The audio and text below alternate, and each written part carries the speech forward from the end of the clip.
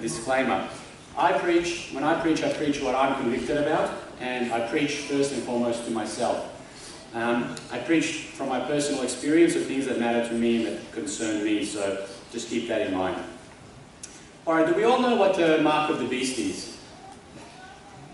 It's the big scary test, right, of loyalty that we all have to go through in the end times. It's a sign of the lost. But I want to do a little bit of an example this morning.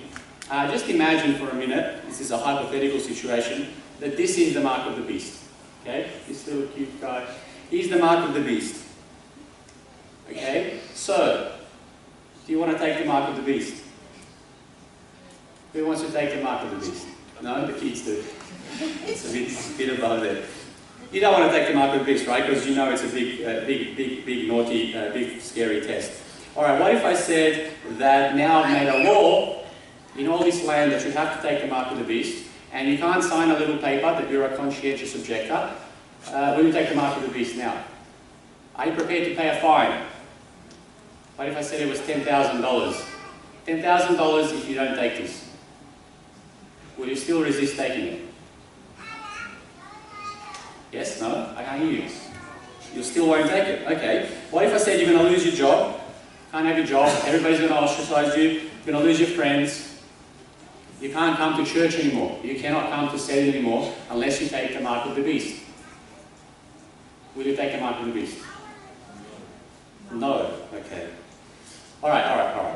What about how many of you think that with God's help you would be prepared to die rather than take the mark of the beast? You want to raise your hands? How many of you think with God's help you'll be prepared to die? Alright. But we read in Matthew 26:35 where it says, Peter said to him, "Even if I have to die for you, I will not deny you." And so said all the disciples. That was a trap. Sorry about that. What was the end of the story of Peter and the disciples? Did they do what they said that they would do? No, they denied him. Why? When did they deny him? Was it at Calvary? Was it in the courtyard? When did they deny him? In Gethsemane. It was in sleeping in Gethsemane. You see, there's a big difference between saying you're going to do something and wanting to do something and actually putting it into practice. It's like a whole different level. And it says there in the Spirit of Prophecy in Desire of Ages confirms this. It says it was in sleeping when Jesus bade him to watch and pray that Peter had prepared the way for his great sin. All the disciples, by sleeping in that critical hour, sustained a great loss. Christ knew the fiery ordeal through which they were to pass. He knew how Satan would work to paralyze their senses that they might be unready for the trial. Therefore it was that he gave them the warning. Had these hours in the garden been spent in watching and prayer, Peter would not have left to depend upon his own feeble strength, and he would have not denied the Lord. What did Jesus say to them? Watch and pray. Alright, so if we have to watch and pray, what is the one clear sign that Jesus gives us as a sign of his coming? What is it that we have to watch for?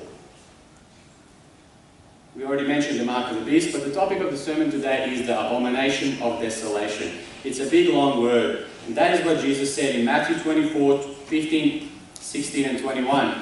It says there, I'm sorry I didn't have time to put all the verses on there for you, so you might have to look for them in the Bible or just listen to me saying them. But in Matthew 24:15, 16 and 21 it says, "Therefore when you see the abomination of desolation, spoken of by Daniel the prophet, standing in the holy place, whoever reads, let him understand. Then let those who are in Judea flee, for then there will be great tribulation, such as has not been since the beginning of the world, until that time, nor ever shall be." So we are charged to understand. Now, when I tried to look for what this abomination of desolation is, I went to Daniel. And in Daniel, all I found was there that he said, he will place the abomination of desolation in the holy place. It doesn't actually say what it is. So what I had to go is look even further back, and I actually found it in Ezekiel. So in Ezekiel, There is a vision that Ezekiel is given during the height of apostasy in Israel, and it is a vision about 4 abominations that were the cause of the destruction of the Temple of Jerusalem and the desolation. And it is very similar to the end times, because they also have the mark that they put on their foreheads and the sign of God. And so these are the 4 abominations that we're going to have a look at today. What are they? So you can turn with me to Ezekiel 8 if you like, chapter 8 verse 3 onwards. And here we find the first abomination.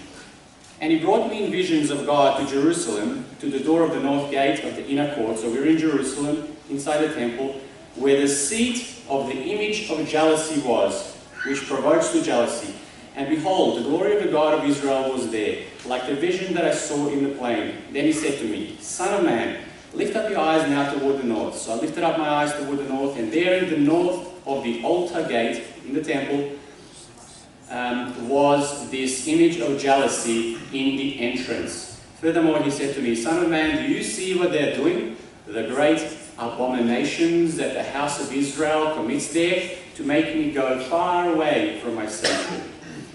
Alright, so what is the first abomination? It is an image of jealousy. A seat and an image of jealousy. What in the world does this mean, and what does it mean for us today? What is an image of jealousy? Well, it is an idol. It is an idol that provokes to jealousy. An idol is a carved image or sculpture, statue, and it is a physical representation of a god. They say that the idol there was probably an Ashtoreth, which is something like this that I found on Google for you. It was a symbol of immorality and pleasure. Can you imagine? They put this idol, this image, inside the temple where the glory of the God was. Can you imagine if I put a statue of this here in front of the church? Would you guys feel comfortable with that? Probably not. But they put this inside the temple. And it's very interesting also that earlier this year in February, there's a young boy, a 7-year-old boy, who in Israel was playing in the fields, and he played in the dirt, and he found in the dirt this little statue. And it actually turns out that it's almost 4,000 years old, and it's also a statue of Ashtoreth, or Astarte. And this is what it looks like. Now, this is funny. What kind of a primitive civilization would make these kind of idols and be obsessed with these kind of silly things? I'm sorry. We interrupt this sermon to bring you the latest breaking news. Kim Kardashian has just released a new selfie. Is there a bit of a resemblance here, or is it just me? I don't know. 4,000 years, nothing much has changed, has it? It's just a little bit of a joke, but I think you get the point. So, why did Israel and Judah create these lifeless idols? It seems like a dumb thing. They desired to be like the surrounding nations. They saw with their eyes what everybody else was doing, and they saw that the nations had these appealing, pleasing, physical, and visible objects of worship, and they wanted to be like everybody else. It all starts with the eyes. Remember with Eve in the Garden of Eden? How did she get deceived? Garden full of trees. Full of trees. She could have any she wants, and she goes for the one that she can't have. It doesn't make sense. It's silly. But she allowed herself to look at it, and she allowed herself to lust, desire after it, and then she gave a seat to covetousness, a seat for something other than God has given her. You see, when we lust for things that God hasn't given us, then we covet. We give a seat inside our heart for an idol of abomination inside our heart. And if you don't believe me, you can look at this in Colossians 3:5. It warns us against evil desire and covetousness, which is greed, which is idolatry. Greed and covetousness is idolatry. And the definition of greed there on Google we can also find, it's an intense and selfish desire for something, especially wealth, power and food. Desire. Desire, covetousness, and greed is idolatry. So what's God's problem with idols anyway? I mean, why can't we have a representation of a God, a picture of a God? That way we can look at something when we are worshipping. Why? Why is there such a problem? You see, an idol is an image, and an image is a copy. It's not the real thing. It represents the real thing. And an idol cannot represent God because an image can never be it can never truly capture the beauty of the real thing. How many of you have been on holiday? This is not a trick question. Everyone's been on holiday. Before you go on holiday, especially the new generations, what do? You go on the internet and you do some research, you look at where you're going to orientate yourself, you look at some pictures of what you're going to see. And let's say we're going to France or the Grand Canyon, I don't know, whatever.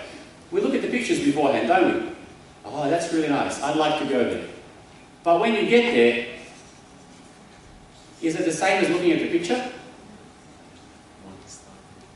You go, wow, this is amazing, this is not like the picture. Because the picture can never represent the real thing. You will never be happy with the picture. If I said to you, you can have a best friend, a picture. Would you be happy with having a best friend of just a picture? No, you want the real thing. So an idol falls short in representing God. Therefore, if you call an idol God, God is jealous because his character is misrepresented.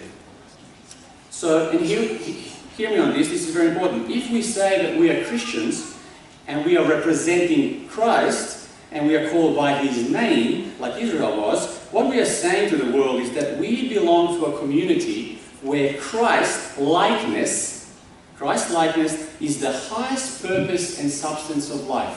That's what we are saying. And then if we are then filled with all kinds of idols of desire and passion, then people around us will get the idea and they'll think that that is what Jesus is all about. They'll think that this idolatry that we allow ourselves to participate in is what Christ is all about. Let me explain it to you another way. Here I have my wallet, this is my wallet, and I have in this wallet a picture here of my beautiful family, because I like to remember them. Here's my beautiful wife, love her, like to look at that in my wallet, it's good. I have a picture of my son here, he's really cute, I love him. I also have another picture in my wallet here. It's actually a picture of Mirta. Oh, she's so beautiful as well, I love her. What? Does that sound normal to you? I'm joking, of course, I don't really have a picture of Mirta in my wallet. Do you understand what I'm trying to say? Imagine a husband carried a picture of another woman in his wallet, right? That would be weird. So if we call ourselves Christians, the question is, which picture do we have in our heart? Whose picture do we have in our heart? Or better yet, where is the picture of Jesus in our life? If I go into Facebook, am I going to see a picture of Jesus, an image of Jesus? Or am I going to see an image of jealousy? What do you think? Is our life ruled by selfish desire or the Spirit of Jesus? What kind of an image are we portraying to the world? You see, the first abomination is the image of jealousy. It is desire and covetousness. And Jeremiah tells us about that as well. It says, I brought you into a plentiful country. We have everything that we want and need, to eat the fruit thereof and the goodness thereof. But when you entered this land, you defiled my land, you made my heritage an abomination. For everyone from the least even to the greatest is given to covetousness. From the prophet even unto the priest, everyone deals falsely. Were they ashamed when they committed abomination? No, they were not at all ashamed. We don't even know that we're doing it. Neither could they blush, therefore shall they fall among them that fall. In the time of their visitation, they shall be cast down, says the Lord. So the first step in the abomination of desolation is giving place in our heart to covetous desire. Abomination number 2. Now turn again, you will see greater abominations. So he brought me to the door. This is Ezekiel 8, chapter 8, verse 7 onwards. And if you stay in Ezekiel, we'll be mostly in Ezekiel. It says, "Now turn again and you will see greater abominations." So he brought me to the door of the court, and I looked, and there was a hole in the wall. Then he said to me, "Son of man, dig into the wall." And he dug into the wall, and there was a door, and he said to me, "Go in and see the wicked abominations which they are doing there." So I went in and saw, and there every sort of creeping, abominable beasts, and all the idols of the house of Israel portrayed all around the walls. And there stood before me 70 men of the elders of the house of Israel, and in their midst Jezaniah the son of Shaphan. Each man had a censer in his hand, and a thick cloud of incense went up. And he said to me, "Son of man, have you seen what the elders of the house of Israel do in the dark? Every man in the room of his idols. For they say, the Lord does not see us." Do you see what's going on here? Inside the temple, there's a room, a dark room, full of images and idols portrayed on the wall, and they're offering incense to those images. What is incense? We talked about this. What does incense represent? Incense going up from the temple, what does it represent? Prayers. Okay? So they were offering prayers. What does the dark room represent? Another translation of this is actually each man in the chambers of his imagery. Think about it. What is the dark room where we offer prayers? The Hebrew word we talked about, the Hebrew word that's translated images is used elsewhere in Scripture to refer to imaginations. Images, imaginations. Imagination is the image-making facility of the mind. This is a picture of the mind. It's a dark room where all your thoughts are, right? The dark room. The dark chamber where the elders were worshipping is a picture of the mind and the images that we flash on our wall. They had a room with actual images, but we put the images inside our mind. They did it literally, but what do we do today? In a spiritual sense. Remember, everything in the Old Testament that Israel did is literal, but when we're talking about today, it all has become spiritual. First, we look around with a desire, we give a seat in our heart to covetousness, and then what do? We look at these images and we think about it and we project it onto the walls of our minds and go, "Oh, how nice it would be if I had that car. That's a faster car and it's really pretty." Or whatever else it may be that we think about, right? We think about it, we brood over it, and the same implications of idol worship begin to show themselves in our life. It is the mind, the dark room with all kinds of filthy, abominable things represents our mind, and our thoughts become consumed with things of this world. We want and we desire things in this world, and there we are in the dark. We think that nobody sees us, but we deceive ourselves because we allow this mind and this room, this dark room, to become the chamber of horrors. And at first these images they just flash, you just see them once. But after you keep looking at them and you keep enjoying them, whatever they are, your thoughts, your imaginations, they become carved images. They become ingrained in your mind, and it becomes very hard to let go. As it was before, so it shall be today. How was it before the flood? What does the Bible say? All thoughts and imaginations of the man's heart was good. No, was evil continually. How is it today? Do we spend our days praying to God and filling our minds and thoughts with eternal values and care for others? Or is our mind consumed with a thick smoke of all kinds of worldly things and cares, vile thoughts and abominations? Do our thoughts consistently go out to the created things, or do they go to the Creator? Think about it. Think about this, guys. How much time do we really spend thinking about those things that are true, those things that are pure, honest, justice, things that are good and lovely? Or does our life consist solely of planning and imagining one idol to the next, from one house to the next, from one car to the next, from one phone to the next, from one toy to the next, from one fashion trend to the next, from one holiday to the next, from one feast to the next, from one pleasure to the next, from one secret indulgence to the next? You See, when we constantly absorb ourselves with watching and thinking about the world, we are slowly filling our mind with all kinds of abomination. And if it wasn't clear, Ezekiel tells us later in chapter 14, Son of man, these men have set up their idols in their heart.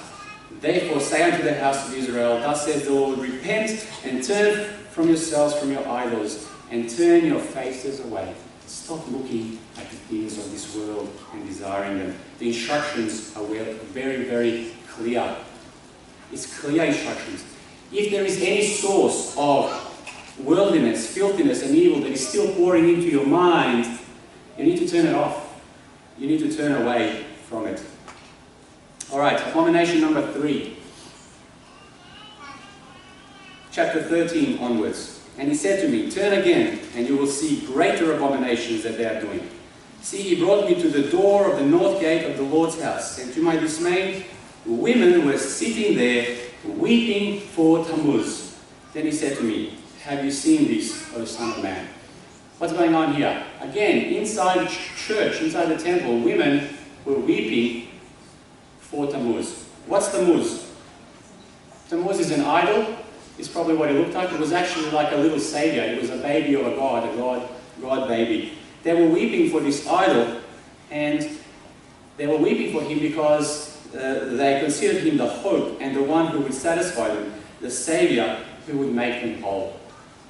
Tell me, guys, what does this represent? Are you catching on the theme here? What does it represent? Weeping for Tammuz. It is when idol worship that's in our mind moves into the realm of the emotions. Emotions, weeping. We long for it. We weep and yearn for idols because we think that they will satisfy us. Alright, now I'll ask you another question, just to break it up a bit. How many of you have ever cried for a movie?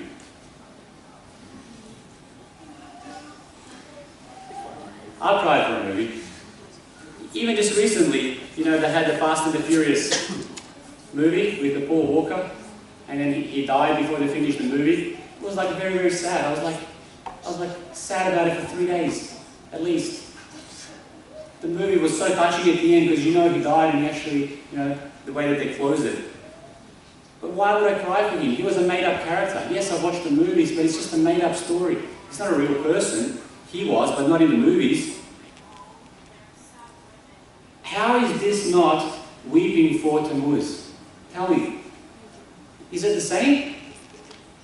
Weeping for a made-up story? Should we not be crying for the terrible things that are going on in this world? Is it a sin to cry for Paul Walker? Probably not, guys. I'm not trying to be a fanatic here. I'm not talking about any specific thing. But think about it. How many of us have given our emotions to this world? To soap operas, to reality TVs, to movies, to various excitements and amusements.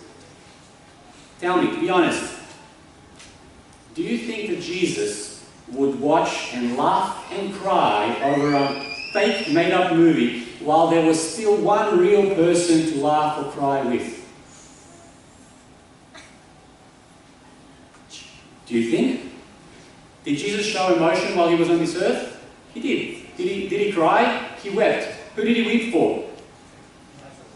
He wept for his friends when they died, and he wept for the sin of Jerusalem. The hours and hours upon hours that our emotions were moved in these fake stories. Is there a real story in our neighborhood that we could have been a part of? And I guarantee you that that would have been a more interesting and satisfying experience. So I'm going to ask you again, what are your emotions directed at every day? Not at church, every day. What is your hope in? Is your hope in the pastor, that he's going to get everything done? Is your hope in the government, that they're going to protect you? Is your hope in winning the lottery? How many of us hope for an easy life and for riches and money? Where does your joy come from? When were you happy last time? Was it the last piece of plastic or cloth that you bought? Or somewhere you've been? Or was it a spontaneous act of kindness? Where is our sadness? Is it in the last movie we saw, the job we don't have, or the holiday we can't afford, but we saw everybody else on Facebook having that holiday? What were we last angry at? Was it injustice and poverty? Is that what we were angry at? I hope so. You see, when the joys and happiness and sadness in this life is tied purely to the things of this world, what you have, what you don't have, celebrities, entertainment, then you've got an idol problem. You're in idolatry. If the majority of your emotions are centered around money and material things, immorality and pleasure seeking, number 2, big one. Number 3, war, meaning violence, disputes. Disputes could be in the church. You are already in the 3rd stage of abomination of desolation. 3rd stage. I'm not going to talk more about this because we all need to go and figure this out. I need to figure it out. You guys need to figure out what this means for you individually.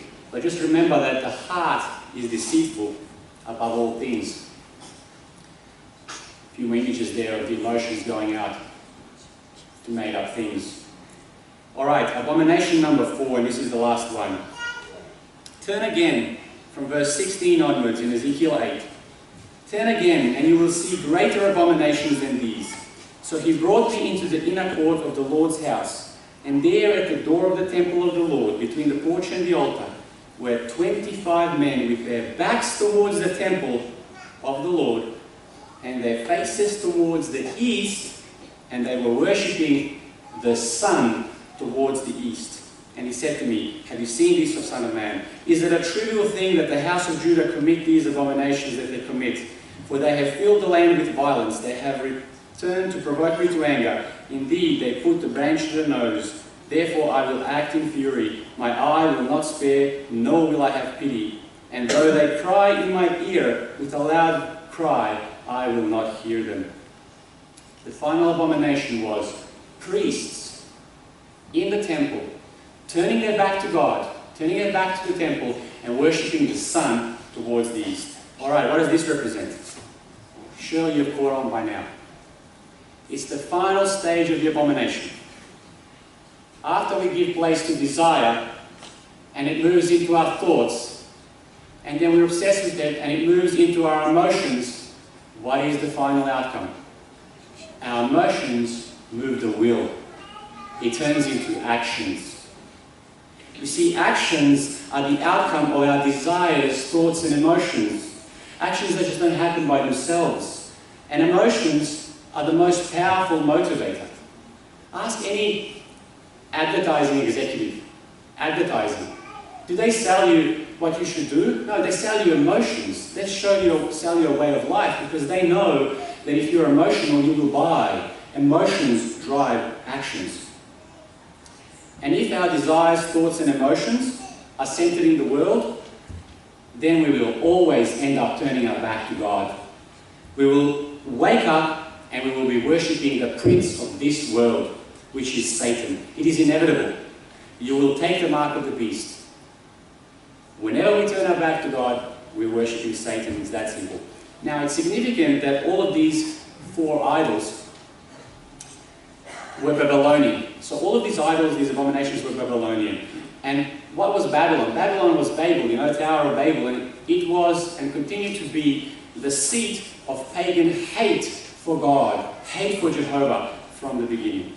When we worship Babylonian idols, who are we worshipping? We are worshipping the Babylonian way of life. Okay? And if you want to read about the Babylonian way of life, you can read about it in Daniel 5:23. Remember when Belshazzar had a feast and the writing was on the wall? This is what it says there. They have brought the vessels of his, God's house, before you, and you and your lords, your wives, and your concubines have drunk wine from them, and you have praised the gods of God and gold and silver, and bronze and iron and wood and stone, idols, which do not see nor hear or know. And the God who holds your breath in his hand and owns all of your ways, you have not glorified. What's going on? They took holy consecrated vessels, you know, our vessels are a temple of the Holy Spirit, holy consecrated things. They filled them up with intoxicating spirits for pleasure and for immorality. They praise the god of gold and silver, money, the love of money, the highest goal in society. They praise the gods of bronze and iron, which is what? Strength, war. They praise the god of violence and war. And wood and stone, what is that? The works of man's hand, the cities, building, masonry, temporal security. And they became a godless society which rejects God. Tell me, which society today that used to be holy, or maybe has a holy Christian name, is filled with intoxicating spirits, worships money as the height of society's success, worships war and spread violence everywhere, and worships the works of man's hands and of building and created things, and is slowly but surely rejecting God and pushing him away from that society? Which society? Do you know what it is? I'm not going to name the country because this is not a geological entity, it's a way of life. It is the modern Western apostate Christianity that's steeped in capitalism and the worship of money. So it doesn't matter what your name is. If your name is Christian, it doesn't matter. Or if you have a church and a temple, it doesn't matter. If you are filled with the same spirit of Babylon, you are Babylon. The abomination of desolation is the modern apostate Christianity. I came to this conclusion, maybe you don't agree with me, we have become the prophetic end-time Babylon. Babylon the Great is fallen. Come out of her, my people, lest you share in her sins, unless you receive of her plagues.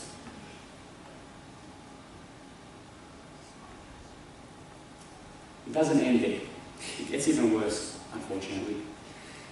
When the men were facing east, what were they worshipping? What comes up out of the east in the morning? The sun. Who does the sun represent?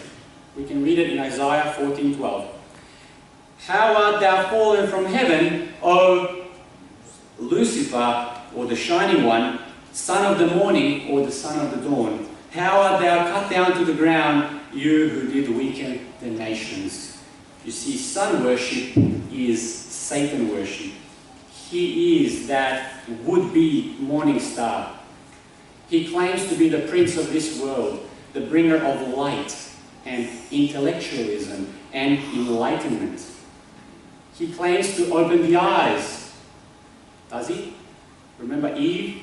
What did he tell to Eve? You shall not surely die, but your eyes shall be opened. You're going to have another eye to be able to see everything as a God sees. Do you remember the eye? The illuminated ones. You can have an eye to see that all you desire you can have. All you desire you can have. So let me ask you this question. When you look at all of your favorite stars on television and music and media, and when almost every single one of them is covering their eye, tell me, who are they acknowledging? Do people just walk around like this? Is that something you've seen on the streets? Does that seem normal to you, to be covering your eye like that? This is just the tip of the iceberg. You can go on the internet, you can find all of the pictures if you like. I'm not going to show you all of them.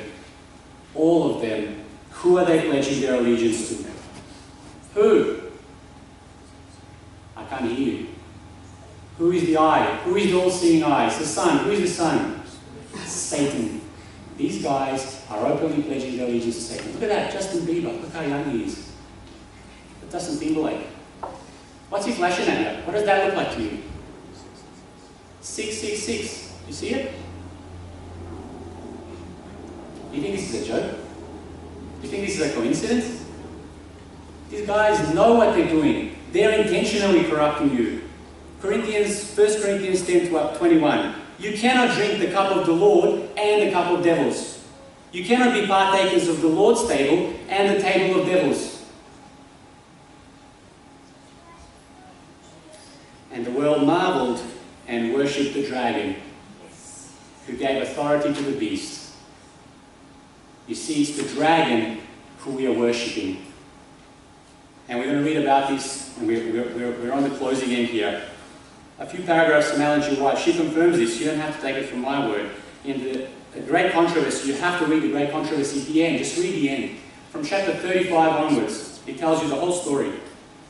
It says, a single angel destroyed all the firstborn in Egypt and filled the land with mourning. So the destructive power exercised by holy angels when God commands will be exercised by evil angels when He permits. There are forces now ready and only waiting the divine permission to spread desolation everywhere. Here it is, the desolation. Okay? And then it says, the people of God will then be plunged into the scenes of affliction and distress, described by the prophet as the time of Jacob's trouble. Thus says the Lord, we have heard a voice of trembling and fear, and not of peace. All faces are turned into paleness. Alas, for the great day. The time of trouble such as never was is soon to open on us, and we shall need an experience which we do not now possess, and which many are too indolent to obtain, said Ellen G. White 100 years ago. And it goes on, as the crowning act of the great drama, the crowning act, the pinnacle of deception, Satan himself will personate Christ. The church has long professed to look for the Saviour as a consummation of her hopes. Now the great deceiver will make it appear that Christ has come. In different parts of the earth, Satan will manifest himself among men as a majestic, dazzling being of brightness, resembling the description of the Son of God. The glory that surrounds him is unsurpassed by anything that mortal eye has yet beheld. He's not coming as a red guy with horns. He declared that those who persist in keeping holy the Sabbath day are blaspheming, etc., etc. This is the strong and almost overmastering delusion. And finally, as the decree is issued by various rulers in Christianity against commandment keepers, the governments shall withdraw their protection and abandon them to those who desire their destruction. The people of God will then flee. This is what Jesus was talking about. Flee from the cities and villages and associate together in companies, dwelling in the most desolate and solitary places. You see, the crowning act is Satan worship. Are you waiting for Sunday law? Is that what you're waiting for? Did you expect me to have a sermon about Sunday law? Guess what? It's too late. Did you just read it? Ellen G. White says that the Sunday law decree to kill us is after the abomination. It's after Satan worship. It's after the time of trouble starts. And guess what? That is after probation has already closed. It is too late. The abomination is already here. And we are one step away from actually full-blown Satan worship. I hope that is very clear.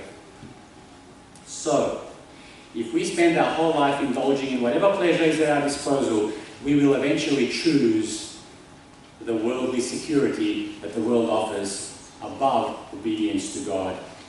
You cannot spend your life training your senses by worshipping Babylon and then expect that you're going to be worshipping God when He comes. It doesn't work that way.